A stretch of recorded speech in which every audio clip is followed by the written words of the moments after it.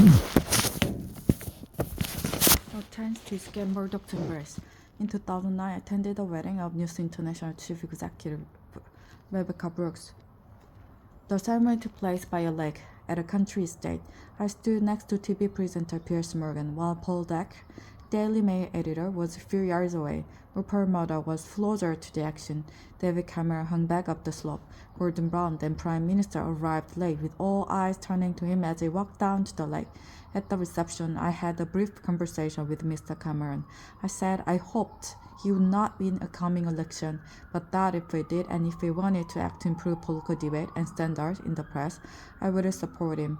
For some time, each journalist in me had known that the relationship between politics and the media was not serving the public, but it was my first-hand experience of this developing culture of views and negativity that convinced me Britain's press and 24-hour news were making it more difficult for elected leaders to govern. It's got worse, hasn't it? He said. I replied that he would be a much stronger prime minister were he to take office, not feeling he owed anything to the medium groups. At that point, Mr. Murdoch joined us, and we changed the subject. Perhaps we should not have done so.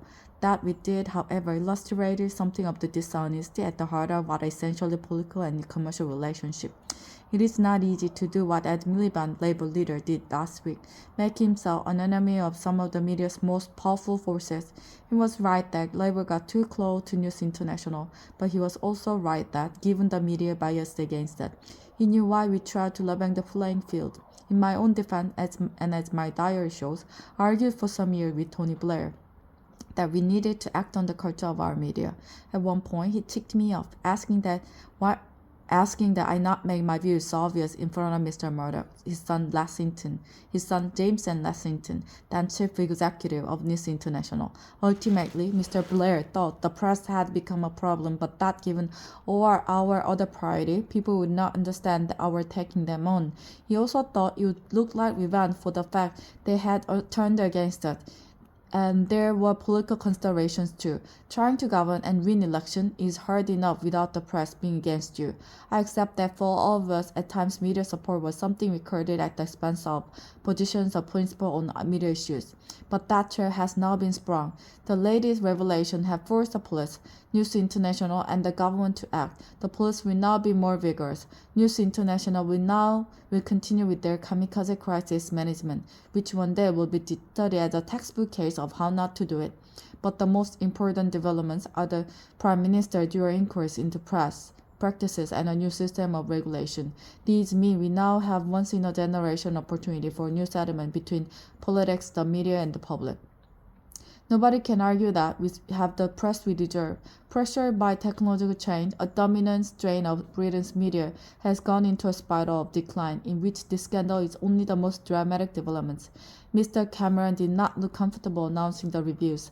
He has personal relationship at stake, and given he hired Andy Coulson as his communications director, his judgment is too. Already the backlash from part of the press has begun, as they seek to maintain that anything but too-swift self-regulation is an assault on a free press. But Mr. Cameron must stand back from all of that and ask himself what is the right thing to do. He did some of it last Friday. The judicial inquiry should be far-reaching. The news of the world is far from alone in the use of dubious and illegal practices, as widely ignored reports from the Information Commissioner have shown.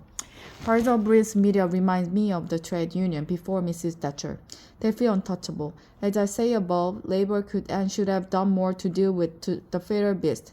But just as the MP's expenses scandal emerged from the failure of Mrs. Thatcher's government to tackle MP salaries, so the system by which she showered honours on editors and owners, a practice to which we put an end with a rule that no serving editor could be honoured, means she has something to answer for. Whatever the past, it is Mr. Cameron who must lead the country to a better place. Mr. Miliband has shown himself capable of playing a good and principled part, and so should the public. Ultimately, political debate will only improve if the public want it to. If they channel the anger of recent event into an assessment of what kind of paper they read, whether they really want to live on a diet of celebrity, trivia, negativity, and abuse, to coin a phrase, we are all in this together.